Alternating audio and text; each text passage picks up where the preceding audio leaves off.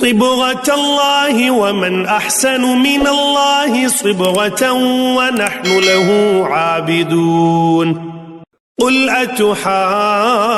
أتحاجوننا في الله وهو ربنا وربكم ولنا أعمالنا ولكم أعمالكم ونحن له مخلصون